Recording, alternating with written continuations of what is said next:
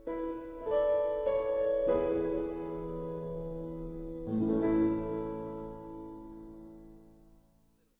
Jesús. Amén. Pueden tomar su lugar, amados hermanos. Vamos a continuar el día de hoy con nuestro estudio del Evangelio de Mateo. Nos hallamos ya en la conclusión del capítulo 9. Capítulo 9, vamos a comenzar el estudio de la última sección que corre del versículo número 27 hasta el versículo 38. El día de hoy vamos a hablar concretamente de Mateo capítulo 27 al 31, que habla acerca de dos ciegos que reciben la vista. Dice así la palabra de Dios: pasando Jesús de allí, le siguieron dos ciegos dando voces y diciendo: ten misericordia de nosotros, hijo de David. Y llegando a la casa, vinieron a él los ciegos, y Jesús les dijo: ¿creéis que puedo hacer esto? Ellos dijeron: sí, Señor. Entonces les tocó los ojos, diciendo: conforme a vuestra fe os sea hecho. Y los ojos de ellos fueron abiertos, y Jesús les encargó rigurosamente, diciendo: mirad que nadie lo sepa. Pero salidos ellos, divulgaron la fama de él por toda la tierra. Realmente es muy interesante. El Señor en esta última parte del capítulo 9 llevará a cabo dos milagros. Primero la salud, la curación de estos dos ciegos, y luego va a llevar a cabo la curación de un endemoniado, va a llevar a cabo la sanidad de un endemoniado. Lo vamos a estudiar, si Dios lo concede, la próxima semana. Sin duda, este fue un día muy ocupado. Recordemos que el Señor ese día llevó a cabo una celebración, más bien, el Señor ese día llevó a cabo la salud de un paralítico, luego fue a la celebración de Mateo, luego se llevó a cabo la pregunta sobre el ayuno, después se lleva a cabo la salud de la hija de Jairo, y ahora el Señor, en ese mismo tiro, en ese mismo día, todo indicaría, va a llevar a cabo la salud de estos dos ciegos, su curación, y va a llevar a cabo la curación de un mudo que estaba endemoniado. Y al final va a dar un pequeño mensaje, va a dar una enseñanza acerca de la necesidad del Evangelio, que este debe ser predicado. Nos vamos a centrar pues en la curación de estos dos ciegos. Versículo 9:27.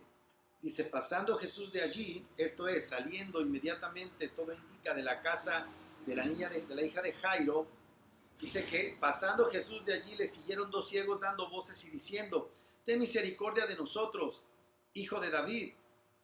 Aquí el Señor se está marchando, está tomando un camino, ¿verdad?, de regreso a la casa, y entonces se encuentra de ese punto de partida de la casa de Jairo a dos ciegos que están en Capernaum, le están siguiendo y le están rogando, están gritando: apiádate de nosotros, hijo de David. Recordemos que para ese momento el pueblo de Israel se encontraba en una expectación muy fuerte, tenían una fuerte expectativa acerca de la venida del Mesías. Ahora es muy interesante porque estos dos ciegos sabían algo acerca de Jesús. Ojo, no lo habían visto, pero sabían algo acerca de Jesús y habían vinculado, todo indicaría, la narración del Antiguo Testamento, en donde se habla acerca del Mesías como descendiente de David. Estos ciegos conocían algo muy interesante. Pero lo que vamos a ver como punto número uno de esta enseñanza es que hay una aparente falta de atención al ruego de los ciegos por parte del Señor. ¿Por qué digo había una aparente falta de atención? Dice el versículo 27, pasando Jesús de allí, le siguieron dos ciegos, le iban siguiendo, y llegado a la casa, vinieron a él los ciegos. O sea, el trayecto desde el cual se los encontró hasta que llegaron a la casa, ellos estuvieron rogándole. Así es que parece que el Señor no les está poniendo mucha atención. No les pone mucha atención, y eso es muy interesante. Vamos a ver ahí algunas enseñanzas muy claves para nuestra vida cotidiana. Pero parece que el Señor definitivamente no quiere llamar la atención en este caso concreto. Recuerden que termina diciendo en el versículo capítulo 9, versículo número 26, recordemos que dice en el 25, pero cuando la gente había sido echada afuera, entró y tomó la mano de la niña y ella se levantó. Recordemos que Lucas y Marcos dice que el Señor les instruyó a que no dijeran nada. El Señor no quiere llamar la atención de este pueblo que tenía la expectativa de su venida. ¿Por qué? Porque ellos tenían una forma material, humana, política, en la que el Mesías tenía que encuadrar. De hecho, cuando ellos utilizan esta expresión hijo de David es muy interesante. Nunca se ha utilizado en los evangelios hasta este momento esta expresión para designar a nuestro Señor Jesucristo. ¿Cómo se empezó él a revelar en unos capítulos previos como el Hijo del Hombre? Pero ahora unos ciegos empiezan a llamarle hijos de David. Hasta antes de este momento nunca se ha utilizado esta expresión en toda la Biblia. De hecho, la única expresión acerca del Hijo de David que se encuentra es en un libro que está en la categoría de los pseudoepígrafes. Los pseudoepígrafes eran un tipo de literatura en el periodo intertestamentario, entre que se termina el Antiguo y el Nuevo Testamento. Los pseudoepígrafes eran libros que supuestamente llevaban el nombre de un personaje bíblico con la finalidad de tomar su autoridad y tratar de darle validez. Este pseudoepígrafe en donde se encuentra la expresión hijo de David es en Salmos de Salomón, capítulo 17, versículo 21. Por supuesto, no es un libro que nosotros podamos llamar canónico. Es un libro pseudoepígrafe. La expresión pseudoepígrafe es que se ostentaba una firma falsa del supuesto autor. Salmos de Salomón 17, 21. Es un pseudoepígrafe. Es un libro que no es canónico. Durante el ministerio terrenal de nuestro Señor Jesucristo vamos a ver que sí va a suceder que la palabra hijo de David viene a significar también Mesías. Llegarían a ser sinónimos. ¿Cómo lo sabemos? En Mateo capítulo 21, versículo 9, ahí mismo en Mateo, en la entrada triunfal, vamos a encontrar la expresión hijo de David. Miren cómo se llama el capítulo, cómo le ponen este título no inspirado. La entrada triunfal en Jerusalén. En el versículo número 9, y la gente, dice, y la gente que iba delante y la que iba detrás, aclamaba diciendo, Hosana al Hijo de David. Bendito el que viene en el nombre del Señor, Hosana en las alturas. ¿Ya vieron? Así es que paulatinamente, hijo de David se convirtió en una expresión que significaba Mesías. Pero no, hasta este momento, hasta el capítulo número 9, nunca se había utilizado esta expresión. Sabemos que es la palabra sinónimo, hijo de David, es sinónimo de Mesías, porque vemos la indignación por parte de los sacerdotes y los escribas cuando los niños estaban honrando a Cristo con el título hijo de David. Miren lo que dice ahí mismo el capítulo 21, versículo 15 y 16. El Señor está llevando a cabo la purificación del templo. Bueno, desde el 12. Y entró Jesús en el templo de Dios y echó fuera a todos los que vendían y compraban en el templo y volcó las mesas de los cambistas y las sillas de los que vendían palomas y les dijo, escrito está, mi casa, casa de oración será llamada, mas vosotros la habéis hecho cueva de ladrones. Y vinieron a él en el templo ciegos y cojos y los sanó. Pero los principales sacerdotes y los escribas, viendo las maravillas que hacía, y a los muchachos aclamando en el templo y diciendo, Hosana al Hijo de David, se indignaron. O sea, evidentemente para estos personajes, Hijo de David, era una asignación que se podía dar al Mesías. Y se están enojando porque los niños, los jovencitos, están llamando al Señor Hijo de David. Así es que observamos cómo esta expresión de los ciegos fue haciéndose cada vez más popular hasta llegar a este clímax en el que se convertirá en parte de la controversia de los principales sacerdotes en contra de Jesús. Mateo 22, versículo 41 al 45, otra vez en esta gran disputa que sostuvo el Señor en la última semana de su ministerio terrenal en Jerusalén, dice así, versículo 41, y estando junto a los fariseos, Jesús les preguntó, diciendo, ¿qué pensáis del Cristo? ¿De quién es hijo? Le dijeron, de David. ¿Cuál es la implicación? Yo soy el hijo de David, o el Mesías es hijo de David. Él les dijo, pues ¿cómo David en el Espíritu le llama Señor diciendo? Ya ahí se refiere a un salmo. Dijo el Señor a mi Señor, Salmo 2, siéntate a mi diestra hasta que ponga a tus enemigos por estrado de tus pies. Pues si David le llama Señor, ¿cómo es su hijo? Y nadie le podía responder palabra, ni osó alguno desde aquel día preguntarle más. ¿Ya vieron? Vino a significar hijo de David, o siempre fue la connotación hijo de David con Mesías. Aquí vemos que el Señor ya está tomando sobre sí, a partir de estas expresiones de los ciegos, ya no nada más se va a llamar a sí mismo el Hijo del Hombre. Ahora también dará por sentado que Él es el Hijo de David. Pero pareciera, como dije, que Jesús no prestó mucha atención a estos clamores de los dos ciegos. Su reacción no parece como de mucha comodidad. No les dijo, ¿qué pasó? Me hablan a mí. No, no, no. De hecho, siguió derecho. No se dirige a ellos. Esto no es sorprendente porque en general el Señor quería evitar darle a la gente motivos para que pensaran en Él en ese momento en términos del Mesías que tenían concebido en sus cabezas. Ellos pensaban en un líder político, en un líder militar, en un líder que los rescataría de la opresión romana. El Señor quería evitar eso. Por eso es que hay esta aparente falta de atención por parte de nuestro Señor Jesucristo a estos dos ciegos. Lo segundo que yo observo es que el Señor les hace la pregunta más importante y más fundamental que podrían recibir. Y de hecho, el segundo punto es la pregunta más importante que Jesús podría formularnos. La pregunta más importante que el Señor Jesús podría formularnos. Mateo 9, versículo 28 dice, Mateo 9, versículo 28 dice, y llegado a la casa, vinieron a él los ciegos, y Jesús les dijo, ¿creéis que puedo hacer esto? Ellos dijeron, sí, Señor. Bueno, es interesante, número uno, que llegó a la casa. Recordemos que Capernaum es el centro de sus operaciones. Esta casa, pues realmente no sabemos si era casa del Señor. Quizá era la casa de Pedro, ¿sí? ¿Se acuerdan? Vivía ahí Pedro. Quizá era la casa de alguno de sus benefactores, porque el Señor tenía benefactores económicos en su ministerio público aquí en la tierra. La verdad es que el Señor no tenemos noticia de que haya tenido un lugar definido, ni siquiera algo de su propiedad en la ciudad de Capernaum para llevar a cabo sus cosas. Pero ya estando en la casa, el Señor les pregunta, ¿creéis que puedo hacer esto?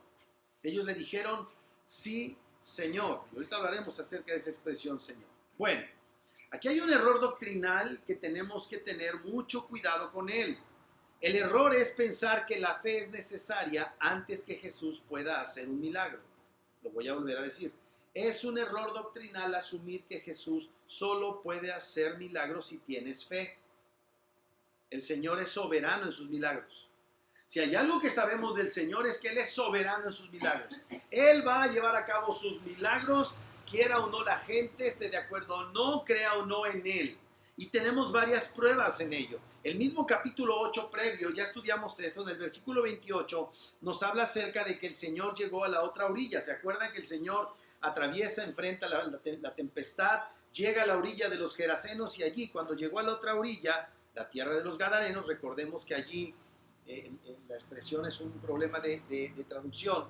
Vinieron a su encuentro dos endemoniados que salían de los sepulcros feroces en gran manera, tanto que nadie podía pasar por aquel lugar. Estos demonios que fueron liberados, ese milagro de liberación demoníaca, ¿requirió de la fe de estos endemoniados? Por supuesto que no. ¿Ya vieron? También encontramos en Mateo capítulo 11, otra vez esta idea de que el Señor no requiere de fe para hacer milagros. En Mateo 10, 20 al 24 encontramos esta expresión, halles en las ciudades impenitentes. Es el título no inspirado y se va a referir a Corazín, a Betsaida y a Capernaum. Miren lo que va a decir. Entonces comenzó a reconvenir a las ciudades en las cuales se había hecho muchos milagros, porque no se habían arrepentido diciendo. ¿Cuál es la implicación de esto? La fe produce arrepentimiento. Ellos vieron el milagro, pero no produjo fe en ellos el milagro. De hecho, ni fe tenían aunque se realizaron los milagros. Ay de ti, Corazín, ay de ti, Betsaida, porque si en Tiro y en Sidón se hubieran hecho los milagros que han sido hechos en vosotras, tiempo ha que se hubieran arrepentido en silicio y en ceniza. ¿Dónde fue hasta el capítulo número 9 que hemos estado viendo los milagros del Señor? En Capernaum. Muchos no creyeron. No todos creyeron, aunque fueron testigos presenciales de los milagros del Señor. Versículo 22. Por tanto os digo que en el día del juicio será más tolerable el castigo para Tiro y para Sidón que para vosotras. Y tú, Capernaum, que eres levantada hasta el cielo, hasta el Hades serás habitada. Porque si en Sodoma se hubieran hecho los milagros que han sido hechos en ti, habría permanecido hasta el día de hoy. Por tanto, os digo que en el día del juicio será más tolerable el castigo para la tierra de Sodoma que para ti. En el capítulo 17 de Lucas, otra vez vemos que el Señor no requiere fe para llevar a cabo milagros. En el capítulo 17, versículo número 17, de hecho, desde el versículo 11 encontramos la historia de 10 leprosos que son limpiados. Dice, yendo Jesús a Jerusalén, pasaba entre Samaria y Galilea. Y al entrar en una aldea le salieron a encuentro 10 hombres leprosos, los cuales se pararon de lejos y alzaron la voz diciendo, Jesús, Maestro, ten misericordia de nosotros. Mas cuando los vio, él les dijo, id, mostraos a los sacerdotes. Y aconteció que mientras iban fueron limpiados. Entonces uno de ellos, viendo que había sido sanado, ellos se refieren a él como maestro. No tienen una fe salvífica en ese sentido, excepto uno, y era gadareno, era samaritano. ¿Sí se dan cuenta? Entonces es un error asumir que tu fe es la que produce los milagros. Ese es un error típico entre los carismáticos, neocarismáticos y neopentecostales. No es cierto. Dios puede hacer un milagro aunque no haya fe en la persona que recibe el milagro o entre aquellos que están expectantes, como espectadores esperando que haya un milagro. Dios es soberano en sus milagros. Él los llevará a cabo, aún en gente incrédula. Porque más de uno podemos ver a gente que a lo mejor oramos, el Señor llevó a cabo algo y nunca creyó. Estos textos que acabo de leer prueban que no es así como algunos creen. El Señor no demanda fe para realizar los milagros. Ahora, también es cierto que el Señor no solamente exige cierta fe indefinida en tratándose de creer en Él o de que Él obra milagros. La gente no le escatima a Dios el que pueda hacer milagros, pero le escatima a Dios su posición de Señor absoluto, dueño soberano de sus vidas. Ahí está el tema. Por lo tanto, el Señor lo que sí pide es que haya una fe objetiva en Él. Es decir, el Señor, cuando se trata de nuestra salvación, exige que la fe sea objetiva en Él. Recordemos también que cuando hablamos de la salud de la mujer que tenía flujo de sangre, hablamos acerca de que el Señor aborrece la superstición. Él no quiere que tengan fe en su manto o en las borlas de su manto. Él demanda fe en Él, una fe objetiva, una fe en la que Él es sanador. Ahora, esto es muy interesante. El Señor llama la atención a Él sobre sí mismo como objeto de la fe. Es decir, a lo mejor el Señor no te va a sanar, ojalá y sí, si te enfermas, puede hacerlo, pero no necesariamente te va a sanar, porque si crees en Él, ha llevado a cabo en ti el mayor de los milagros, que es el nuevo nacimiento para que creas en Él. ¿Me estoy explicando? Esto es muy importante. El Señor demanda que creamos en Él de una manera personal, de una manera objetiva. Recordemos ahí mismo en Mateo capítulo 7, versículo 21. El Señor está terminando el sermón del monte y en la última sección recordemos que Él dice lo siguiente. Dice versículo número 21. Dice, no todo el que me dice Señor, Señor, entrará en el reino de los cielos. Es mucho más que hacer una profesión. Es necesario tener una convicción resultado del nuevo nacimiento y del don de la fe, hermanos. Él dice, no todo el que me dice Señor, Señor.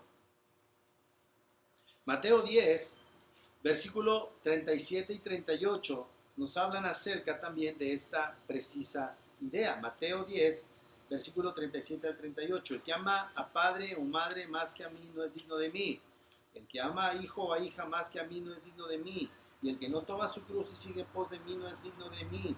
El que haya su vida la perderá y el que pierda su vida por causa de mí la hallará. ¿Ya vieron? Siempre hace referencia a Él como el objetivo de la fe. No es como piensa la gente. Hay que tener mucha fe. Hay que hacer oración. Pues hay que hacer la oración al Dios correcto con la fe correcta.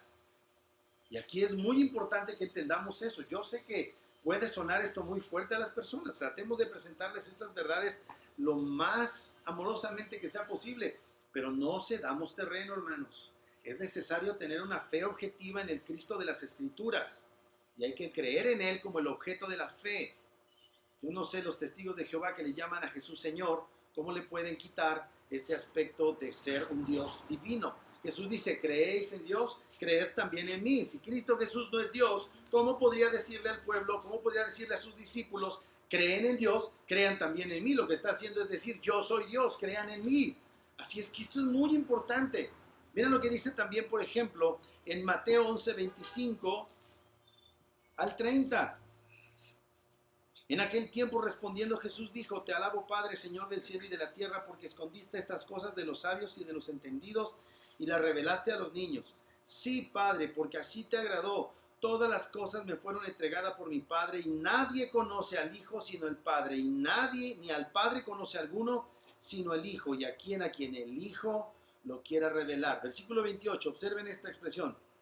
Venid a mí todos los que estáis trabajados y cargados, y yo os haré descansar. Siempre hablaba de Él como objeto de fe. Siempre. Y así podemos ir por todas las escrituras. Mateo 16, 13 al 20.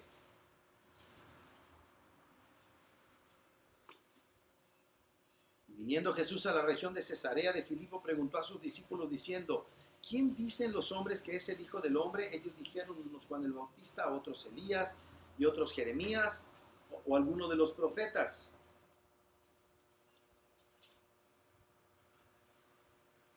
Él les dijo, ¿y vosotros quién decís que soy yo? Respondiendo Simón Pedro dijo, tú eres el Cristo, el Hijo del Dios viviente. Entonces le respondió Jesús, bienaventurado eres Simón, hijo de Jonás, porque no te lo reveló carne ni sangre, sino mi Padre que está en los cielos. Y yo también te digo que tú eres Pedro, y sobre esta roca edificaré mi iglesia, y las puertas del Hades no prevalecerán contra ellas. Si aquí vemos cómo el Señor reclama la fe en Él. Pero no es suficiente con creer que Él haga milagros. Por supuesto que Él hace milagros, puede hacerlos. Pero sabemos ahora por las Escrituras que no estamos seguros si querrá hacerlo. ¿Por qué? Porque Él es el Señor absoluto, dueño de los milagros. Él hace lo que quiere con lo que es suyo. Así es que cuando el Señor les pregunta a estos ciegos si creen que puede sanar a cada uno de ellos de esta terrible ceguera, ellos le dijeron, sí, y ojo, sí que, sí Señor, sí Señor. No es en el sentido educado de decir sí Señor, como decimos, ¿verdad? Oiga, joven, tráigame por favor, yo le digo a lo mejor a mis colaboradores, ¿verdad? Que están bajo mi responsabilidad. Vaya y tráigame por favor esto, que hay que tomar esta decisión. Sí señor, y van y corren. Yo también alguna vez he dicho, sí señor. No. Aquí es un sí Señor, sí Mesías, porque esa es la idea del hijo de David. En el momento en que le reconocen como hijo de David es porque ellos tienen en su mente todas las escrituras del Antiguo Testamento en las que se hace referencia al hijo de David como aquel que sería el Mesías, con quien Dios hizo pacto, refiriéndome a David, de que el Señor llevaría a cabo el levantar a uno que tomaría su reino, y aunque es evidente que podrían tener ciertos defectos en sus perspectivas, sí estaban debidamente llegando a la conclusión de que Él era el Señor. Es como si dijeran sí Adonai o sí Adón. Sí, Señor, tú eres el Mesías. Sí lo creemos, tú puedes hacer eso. Mira lo que dice ahí mismo, bueno, ya lo leímos hace un momento en Mateo 7:7. No todo el que me dice Señor, Señor, entrará al reino de los cielos. Ellos le están diciendo Señor en el sentido absoluto del término. Mateo 8:2 también encontramos otra referencia al señorío. ¿Se acuerdan de las palabras del centurión, cómo se refiere al Señor?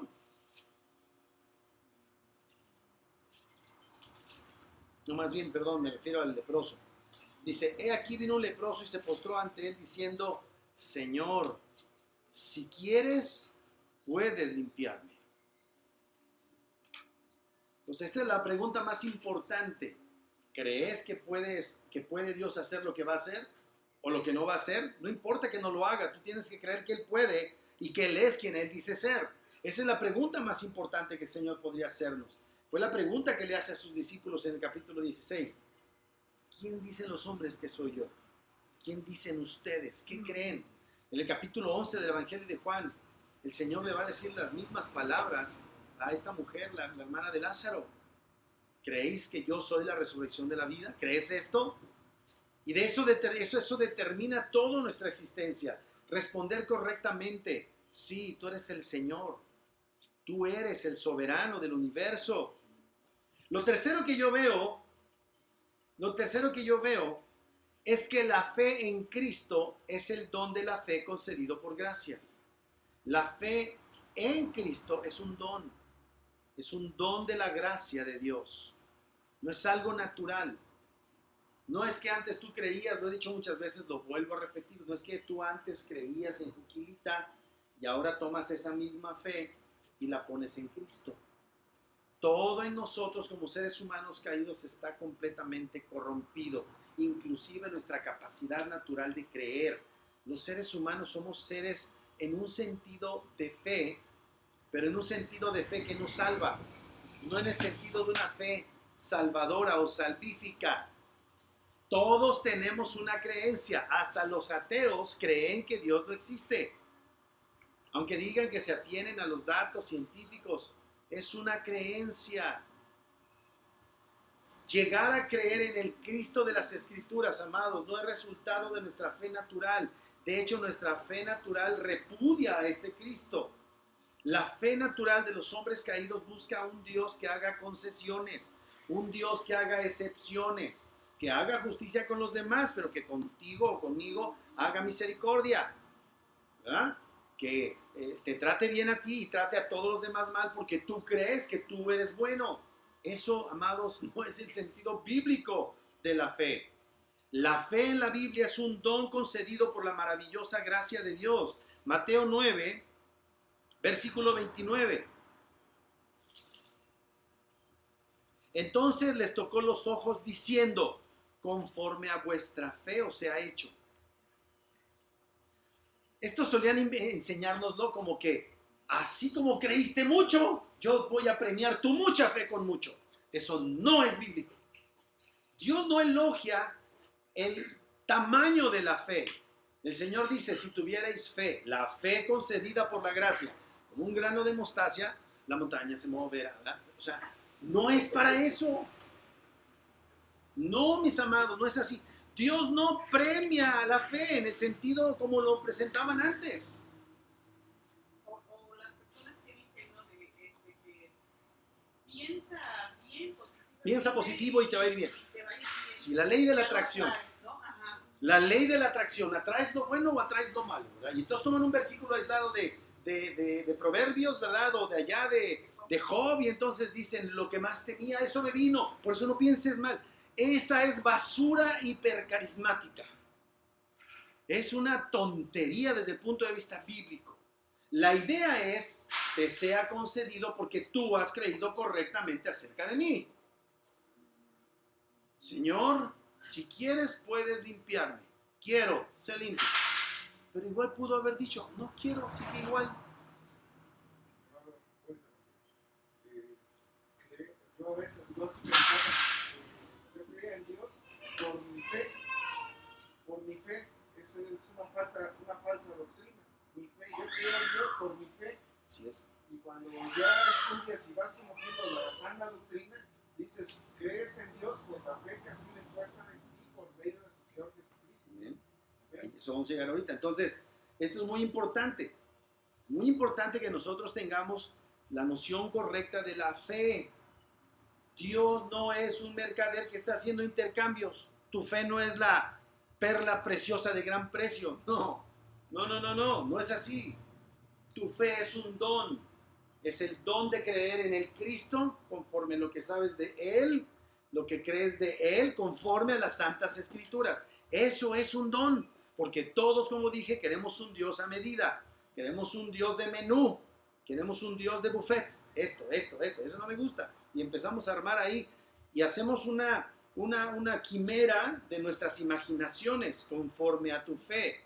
Tú dices que soy el hijo de David, porque has creído eso, te sea hecho el milagro. Esa es la idea, no es, a ver, dame cuánta fe tienes, tiene mucha fe, te toco los ojos y te sano. Eso es una barrabasada, perdónenme que lo diga, pero esa es la verdad. Eso es legalismo. Ay, ya te tengo tanta fe que estás obligado a responderme conforme al milagro. si se tratara de eso, si se tratara de hacer intercambio con Dios, lo único que recibiríamos sería su justa ira, hermanos. Porque no creemos en Él, cuando no hemos nacido de nuevo, no creemos en Él teniendo temor de Él. Le pedimos como si Él fuera nuestro criado, como si nosotros fuéramos el fin último del universo. Y eso está mal, no somos el centro del universo. Dios es absolutamente el Señor soberano de todas las cosas. Tenemos que ser muy cuidadosos. El Señor, en ese acto, ¿verdad?, en completa correspondencia con la fe de ellos, dices que soy hijo de David, te sea hecho tu milagro. Y lo sana en ese momento. Mateo 8:13 nos habla también eso mismo acerca, ¿se acuerdan del centurión? Mateo 8:13 dice, entonces dijo al centurión, ve, y como creíste, te sea hecho. Llega el irregenerado, lee estas escrituras y dice, ya creí, lo tengo que recibir, y no lo recibe y se frustra con Dios. No. Como creyó acerca de Él, que el Señor es la autoridad absoluta. Aquí no está diciendo que Jesús, bueno, ya no voy a hablar de eso, pero aquí la idea es, el Señor Jesucristo le está diciendo, has creído correctamente acerca de mí, tengo la palabra para sanar, no es necesario que vaya y lo toque, has creído correctamente. Aunque él estaba dispuesto a ir, ¿se acuerdan de esa disposición? No vayas, con tu palabra, eso es fe. No tiene que hacer ciertas cosas, Él es poderoso. En el principio creó Dios los cielos y la tierra, y dijo Dios, sea la luz, ¿y qué pasó? Fue la luz. Así es con el Señor. Tenemos que tener claras estas cosas, hermanos, en medio de las pruebas que vayamos a enfrentar, o pruebas de las que saldremos victoriosos por la gracia de Dios, porque creímos correctamente en Él. Cuando creemos correctamente en Él, siempre habrá victoria, aunque las cosas no salgan como nos hubiera gustado humanamente que salieran las cosas. Él es el Señor. Creamos correctamente en Él. Y así no seremos defraudados, como dice la Escritura. Aquel que crea en Él no será avergonzado. Pero no andamos creyendo cosas que no se corresponden con Él. Estamos creyendo que Él tiene que respondernos siempre de la manera positiva que nosotros pensamos que debería respondernos. La Biblia nos dice en Romanos 8, ¿con qué hemos de pedir como conviene? No lo sabemos. Pero el Espíritu mismo intercede por nosotros. Toma nuestro gemido indecible y hace la presentación adecuada de la petición y Dios la responde. Jesús produce la fe en Él, o el Dios produce la fe en Jesús. ¿Sí me estoy explicando? ¿Quién produce en ti y en mí la fe con la cual llegamos a creer? Dios, cuando nos llama eficazmente, nos da un glorioso don de la fe para creer en aquel de quien nos están hablando. Esto ya es un milagro por sí. Que un muerto en delitos y pecados sea resucitado y reciba el don de la fe. Eso ya es milagroso. Ahora hay una cosa muy gloriosa.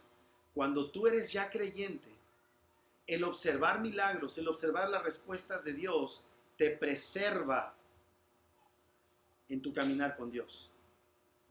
¿Sí me estoy explicando?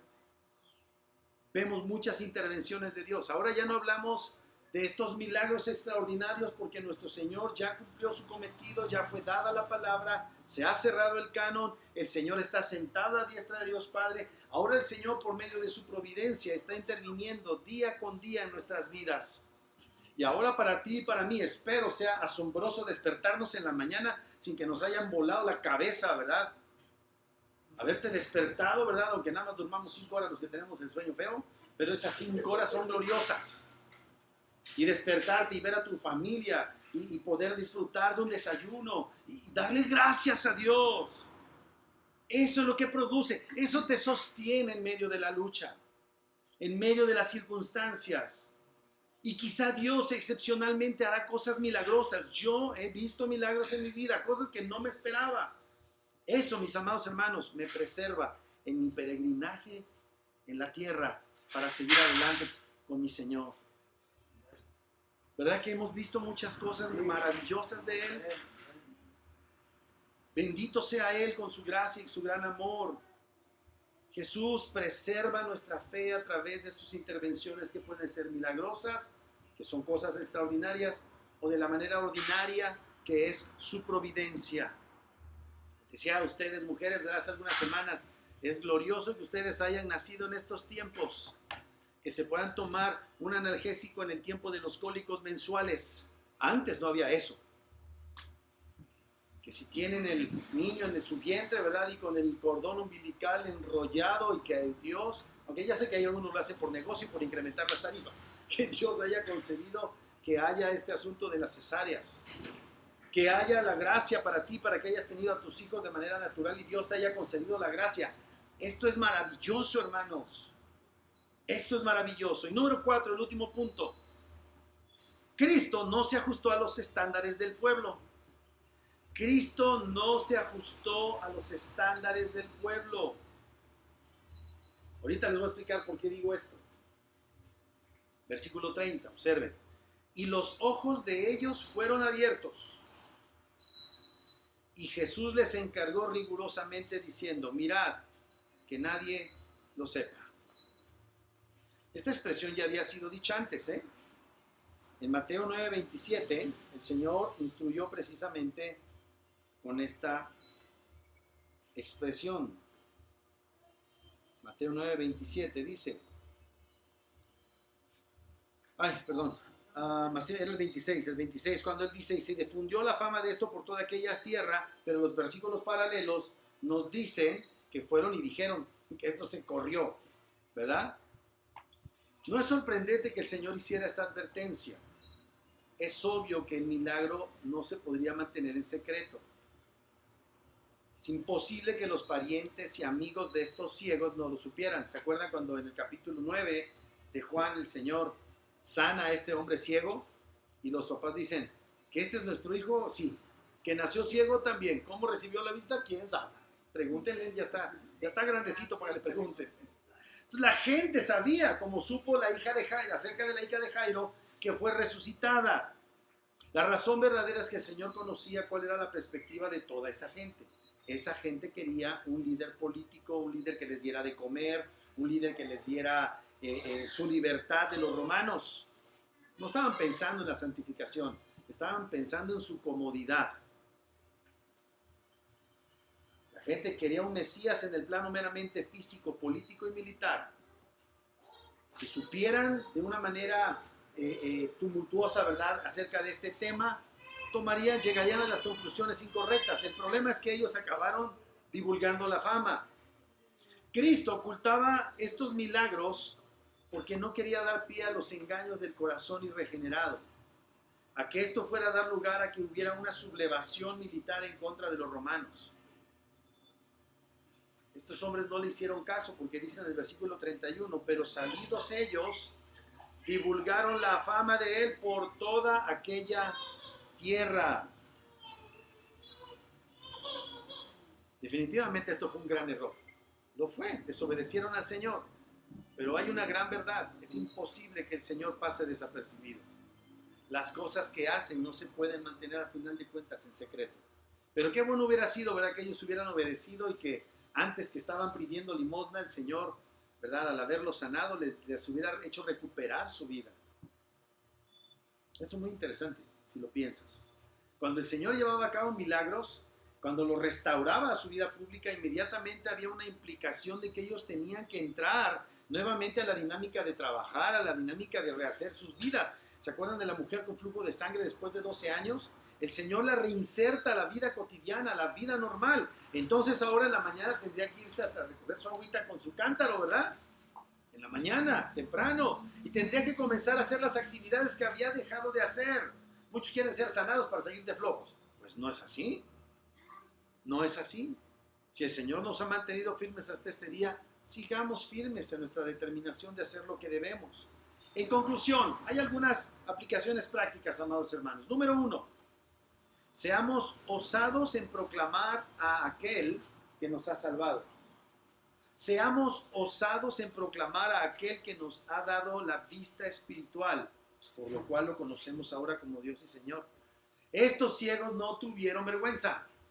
Supieron que andaba cerca y empezaron a clamar, Jesús, hijo de David, sánanos. Ustedes, amados hermanos, han sido sanados de la vista espiritual. Yo he sido sanado de la vista espiritual. Cada oportunidad que tengamos, Hablemos de aquel que nos dio la vista espiritual, amados. Demos ocasión a que otros que no ven puedan ver. Ellos supieron que él era el hijo de David. Proclamaron esa verdad en las calles de Capernaum. Lo publicaron a cuatro vientos. Jesús, hijo de David. Jesús, el hijo de David, ha tenido compasión de mí. Y siendo ciego, ahora veo. Habiendo sido ciego, ahora puedo ver. Muchas veces el Señor en su providencia concede que algunos pierdan la vista física, pero siempre es por la gracia que Él concede el poder verlo. Verlo es un maravilloso don de la gracia, amados hermanos. Te pregunto, ¿proclamas la gloria del Hijo del Hombre? ¿Proclamas la gloria del Hijo de David, del Hijo de Dios? ¿Lo estás haciendo, hermano? Seamos osados en proclamar la gloria de nuestro Señor. Ahora piensen en esto. Dice la Biblia que somos pueblo adquirido, nación santa, real sacerdocio, pueblo adquirido por Dios para anunciar las virtudes de aquel que nos llamó de las tinieblas. ¿A su qué? Su luz admirable. Hemos sido llamados a su luz. Vemos su luz. Y esa luz nos ha dejado deslumbrados y nos ha dejado maravillados. Otra cosa que vamos a aprender, no está aquí expresamente enseñada, pero de alguna manera sí se puede inferir. Seamos persistentes en nuestras peticiones a Dios. Seamos persistentes en nuestras peticiones a Dios. Si lo que le estamos pidiendo a Dios es conforme a su palabra, no quiere decir que Dios no nos la va a conceder.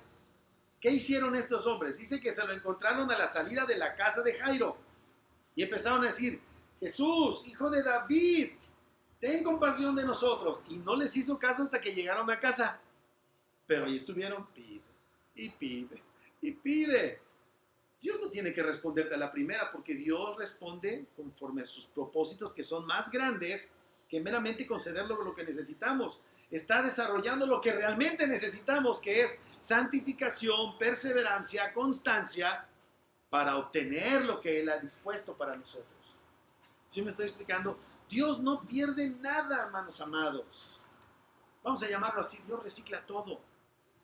No es la mejor manera de expresarlo, pero alguien decía que entre que estamos en la sala de espera de Dios, estamos siendo formados a la imagen de Cristo. Imagínate que Dios te dé ahorita lo que necesitas y no tienes el carácter de Cristo para sobrellevar la bendición. No me gusta mucho la expresión, pero tiene algo de razón esto.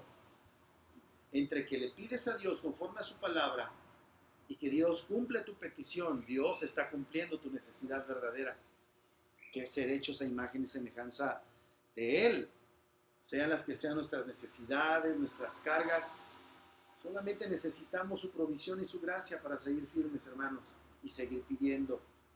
Siempre habrá suficiente en Cristo para todo lo que necesitamos. Ellos le gritaban: Jesús, hijo de David, ten misericordia de nosotros. Él estaba probando su fe. Estaba probando su fe, no porque él no sepa la fe que tenían, es obvio que él sabía la fe que tenían, pero ellos tenían que persistir en la fe, persistir creyendo correctamente. Probó la fe de estos ciegos, y así es como el Señor nos enseña a nosotros: persiste en la fe. No nos cansemos de hacer el bien, porque a su debido tiempo cosecharemos si no desmayamos. El Señor nos enseña a orar siempre y a no desmayar. Y Él siempre responderá, aunque esa respuesta no llegue de inmediato. Pero Él llevará a cabo su plan. Aplicación: seamos persistentes en lo que le pedimos a Dios. Y número 3, asegurémonos que nuestra profesión personal de fe se vaya conformando a la palabra. Asegurémonos que nuestra profesión personal de fe se conforme a la palabra de Dios. No saquemos conclusiones demasiado rápido. Comparemos nuestras conclusiones con la palabra de Dios. Conozcamos a Cristo como Él se ha revelado en la palabra. Él les dijo, ¿cree que puedo hacer esto? Y es la pregunta para ti y para mí. ¿Crees que Él puede? Sí. ¿Crees que Él quiere? Es otra cosa. Eso no lo sabes. Pero sí sabes que todos los que aman a Dios, todas las cosas les ayudan a bien. ¿Amas a Dios? Es una evidencia de que has nacido de nuevo. Si amas a Dios, amas su ley, amas su palabra, amas su carácter, amas sus atributos, vas a perseverar en eso. Por cierto que naturalmente podemos ser fervorosos, es gente con buen ánimo y con buena disposición. Pero eso no alcanza, mis amados hermanos. Solo la gracia puede obrar verdaderamente en nuestros corazones para creerle a Dios. No es suficiente con ser fervoroso. Dice ahí que Cristo tocó sus ojos e inmediatamente fueron sanos. Inmediatamente. Dios, nuestro Señor Jesucristo, da vista a almas ciegas para que puedan llegar a verlo y puedan llegar a creer en Él. Él es el Dios de la gracia. Siempre opera bajo el principio de la gracia. Los que apelan a Dios, los que ruegan a Dios, los que piden a Dios, serán tratados, serán atendidos no conforme a sus supersticiones, no conforme a sus fantasías, sino conforme a la fe correcta que debemos tener en Él.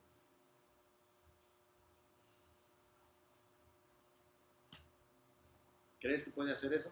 Yo sí creo que Él puede hacer milagros. Yo sí lo creo.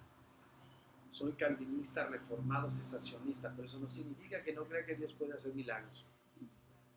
Él puede hacerlos cuando quiera, como quiera, con quien quiera. Pero a mí no me toca demandarle ni reclamarle si no hace los milagros. Me toca confiar, saber que Él es bueno, que Él está haciendo su buena voluntad y su buena obra. Cuando estemos en medio de las necesidades, no dudemos en orar, no dudemos en pedir, pero estemos ciertos que Él es el Señor soberano. Él hará lo que quiera. Y que Dios bendiga su palabra.